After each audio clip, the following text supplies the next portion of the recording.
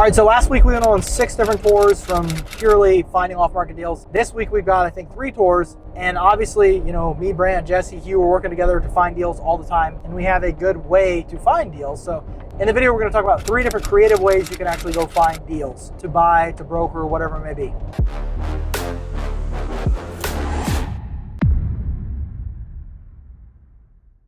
All right, number 1, guys, we're looking at a property, can't tell you where, in the Triad greater area.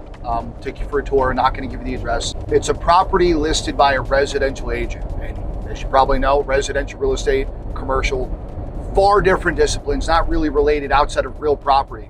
And a lot of times if a realtor, residential agent gets involved, there could be a lot of opportunity for a buyer. Property could be mispriced, it could be not marketed correctly, not as a competitive situation. So we found a property from the MLS listed by a realtor. We're gonna go take a look and see if we can negotiate a deal. All right, we just got done touring a property in Greensboro. It's one that Hugh and Brant found. We could definitely tell it was one that they found. It's okay, number 1, Hugh found property. Graham's not open to good ideas, very closed-minded kind of guy, right? So we're gonna walk you through the property real quick. It's kind of a hodgepodge of different uses. If we can get a shot of there's a house on the back of commercial property. Hodgepodge. It's a it's an amalgamation test here for you on upstate class. He went to it's a bunch of different pieces of real estate all in one collection of land. We think that the zoning is general business, but there's a lot of different types of structures. There's retail, there's warehouse, there's a physical house as well, a freestanding house.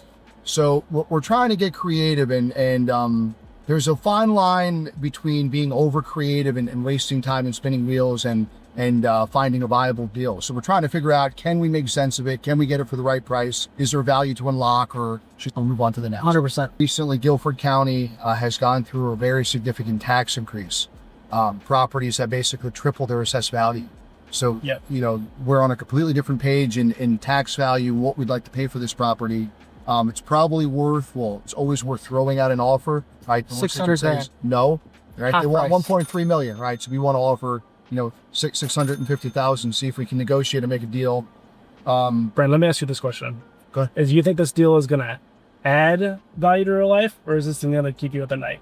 I think if we can absolutely steal it, if we can get, you know, seller financing, you can get it for 600 grand, 700 grand and make it easy, make it simple.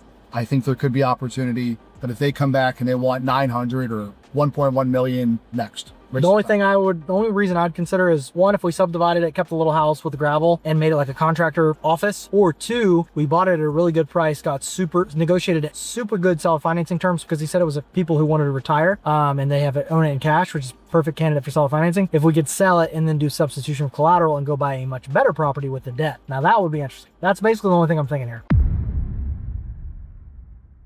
Another way we like to find off-market deals is through Facebook Marketplace, actually. If you're like me, you like to scroll through Facebook Marketplace on the weekend or at night, and you see something that's for lease. It's a great way to do this on market as well, but through Facebook Marketplace, you're direct with the owner more than likely, and you're able to talk to that person, him or her, say, hey, would you actually be interested in selling this instead of leasing it? I see it's vacant. And they might be looking to get rid of a headache problem, or they're looking to get rid of the property potentially, and it's a great opportunity for you to go direct to the seller right there on an open platform and potentially find a deal. So we just finished touring one of the buildings we're looking at. This is one we actually made an offer on. They countered our offer. Before we got back to them with a decision, we wanted to actually go see it in person, and we toured the building. It is absolutely beautiful, absolutely immaculate. It's a 3-tenant building, exactly what we want in a great market. Multiple drive-in doors, multiple dock doors. Before you continue about the building, I want the audience and our viewers to know, this is a deal that Graham cut me out, right? He had intern Hugh make the cold call. Intern Hugh works for me. That's my boy. Not true. We're a team. Graham said, you want to know what, man? Hugh cold called a Brant. We're going to cut you out. So the third way, and one of the best ways that we found to actually find deals, is driving the market. So I've talked about it before, but when we first were starting, me and Jesse would go out to the High Point or whatever market we're in every single Thursday, basically no matter what, even if we didn't have an appointment. We drive out in the market, we drive around, we look for sale by owner signs, we look for buildings that look like they were in distress, or maybe the tenant was moving out, and then we write down the names, or we get on Landglide, which is a great app. You can glide around on the, basically like a GIS, but it gives the owner information. And we'd save it, pin it, and then later we go look up the owner name, and then we give them a cold call. And we found a lot of deals doing that, both on brokerage and acquisition. So that's the tip number 3. Another great day, guys, in Greensboro, man. A lot of fun out there with the boys, with the homies, touring properties, you know, looking for creative ways to make deals. Feel like we're getting a lot of good traction, right? We're putting in the work, we're making calls, meet people, you know, it's like anything else. The more effort you put in, the more reps, the more consecutive attempts you make, the better positive outcomes you get. So we're excited to keep the momentum going. Grant, Jesse, Graham, and Hugh out.